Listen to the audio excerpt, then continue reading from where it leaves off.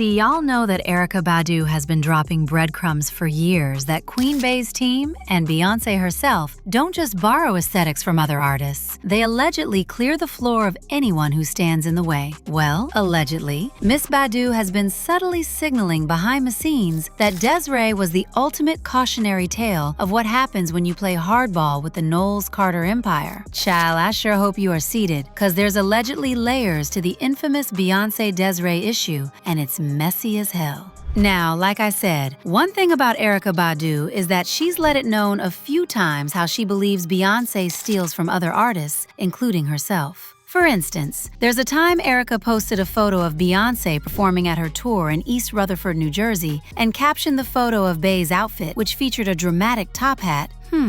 She also posted a picture of herself wearing something similar and captioned her photo, "I guess I'm everyone's stylist, favorite chrome mirror hat." Then, when Beyonce posted a couple of photos on the gram wearing the same hat, Erykah commented, "I'm flattered." She also did a whole reel on her page about how the chrome hat is her favorite hat. Also, soon after Beyonce posted the exclusive vinyl cover for Cowboy Carter on Instagram, Erykah Badu reposted the cover on her story with the caption, seemingly alleging that Beyonce had copied her style. At the time, Beyonce's publicist, Yvette Noel Schur, actually slammed Erykah on Instagram by posting a video featuring Bey wearing braids throughout her career, saying, "She slays. Now, then, always." Yvette literally posted a full-blown scrapbook of Bey wearing the braided hairstyle throughout her career, and some snaps even appeared to be from her childhood. And after seemingly getting a ton of heat for accusing Bey of copying her again, Erykah followed up her Instagram post with a tweet, bizarrely pleading with Jay-Z to stop Beyonce. She was like, to Jay-Z, "Say something, Jay. You gon' let this woman and these bees do this to me?" Well, other than fueling the narrative that Beyonce copies other artists, Erykah also fueled the allegation that she silences anyone who tries to cross her like Des'ree. See, Des'ree was born in southeast London, England in November 1968, and her parents introduced her to reggae, calypso, and jazz music when she was growing up. Then, at the age of 22, and with no connections in the music industry, she was signed to Sony 550 after her boyfriend sent a demo to the label, and she was immediately contacted and signed shortly thereafter. Like she was that good. I know y'all probably know Des'ree from her hit song, "Feel So High," or from "Kissing You," which was a worldwide hit thanks to its placement on the Romeo plus Juliet soundtrack. Her other hit, "You Gotta Be," hit the Billboard Hot 100, peaking at number 5, and was a hit in the UK 3 times. The song actually became the most played music video on VH1 and remained on the Billboard recurrent airplay chart for 80 weeks. During her prime, Des'ree actually also bagged a couple of great awards, including Best British Female Solo Artist, and she always spoke about how people said her music inspired them. People come up to me and say, "That song was so inspiring, so encouraging, so positive, so empowering, you know," and that makes me feel good. However, even though she had a relatively amazing career, in 2003, Des'ree experienced her first real flop when her 4th album, Dream Soldier, stalled at number 178 on the charts in the UK. And her record label dropped her, and then she went on a hiatus for 16 solid years. What was being reported was that the record label dropped her because the album flopped, which was insane considering she had many other hit songs and the potential to make even greater hits. Well, they also said that Des'ree was struggling with low energy due to an underactive thyroid. And when her record company Sony realized that she had limitations because of her diagnosis, they decided they no longer wanted to work with her.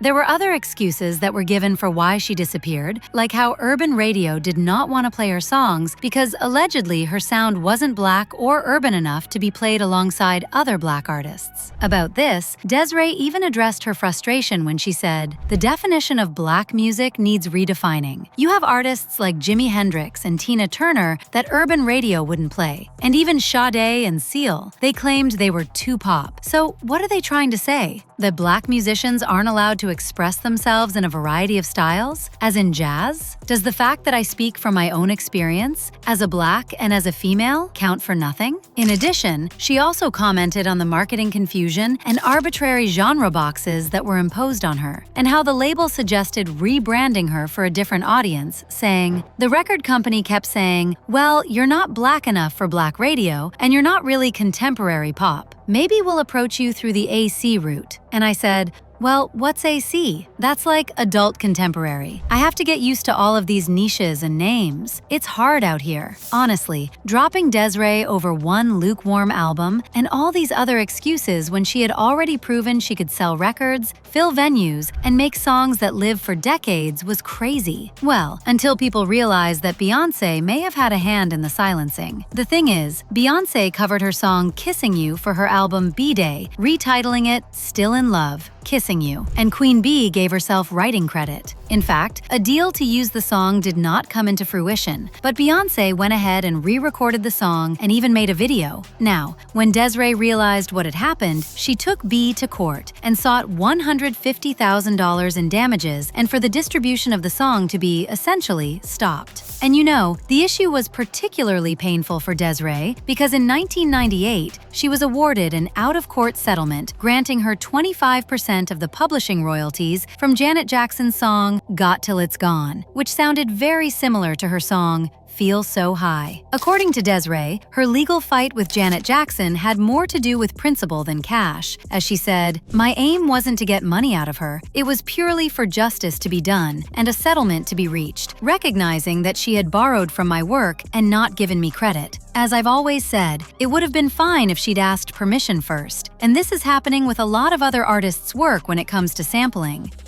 So, you can imagine how terrible she felt when Beyonce essentially did the same thing to her. And to make matters worse, at the time, Beyonce was the crown jewel of Sony Music, and Des'ree was also on a Sony-affiliated label, but when Des'ree forced a mass recall of Beyonce's album, it cost the parent company a fortune. The allegation is that this is what caused them to cut her off. Then, Des'ree learned the hard way that you don't go after someone like Beyonce and not face the consequences. I mean, have we forgotten what happened to Carrie Hilson? She was practically wiped out of the entertainment industry because she crossed Beyonce the wrong way. Well, allegedly, this is also exactly what happened to Des'ree. And word on the street is that Erykah Badu has been spilling on how Beyonce practically silenced Des'ree like she did with other artists like Jennifer Armour. See, back in 2003, there were reports that artist Jennifer Armour sent a demo of her song Got a Little Bit of Love for You to Beyonce's record label, Columbia Records. Then, a few months later, she heard Baby Boy on the radio and thought the song sounded awfully familiar. Jennifer Armour even filed a lawsuit, but ultimately lost because she couldn't prove to the judge that Bey physically heard her song first. Then there's how she literally stole Amory's sound. I always said she was the original Beyonce. Beyonce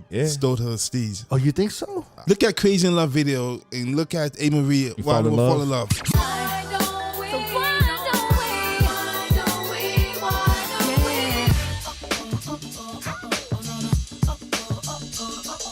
The thing is, when Amory was working on her second album in 2004, she sought the help of producer Rich Harrison, who's known for also working with Beyonce. Apparently, Rich and his team finished the lead single for the second album, One Thing, in only 2 to 3 hours. But when they sent it to Amory's record label, Columbia, the song was rejected. In fact, they kept on rejecting every version Amory and Rich sent to them for months. At the time, Amory said that people at Columbia Records just didn't get her sound, but somehow, Beyonce became very successful with that same sound. Child, there was also Blue Cantrell, a successful singer with an amazing voice with labels fighting to sign her. But in 2004, Arista somehow forgot to renew her contract. Like, how do you forget to renew the contract of one of your most talented singers? Allegedly, the blackballing had a lot to do with the fact that she had some sort of beef with Beyonce, because Jay-Z allegedly wanted her. There was actually a time when Blue noted how the music video for Beyonce and Jay-Z's song Bonnie and Clyde looked a lot like the promo for her song Round Up, which came out first. See the pattern? See it? And let me not even begin with someone like Rihanna, who Beyonce allegedly also tried to silence. So, if we are talking about Beyonce silencing, sabotaging, and stealing from other artists, baby, that record is long. Plus, this is Beyonce literally saying that nobody wanted to invite her to shows because she would go there and steal everything? Nobody gonna want us to go to their shows, Frank. Why? Because we gonna take everything. Yeah, but everybody does that, though. No, everybody does. Yeah, you know? But it is gonna be fresh. But we go and meet everybody and say, hey, great show, and then still it.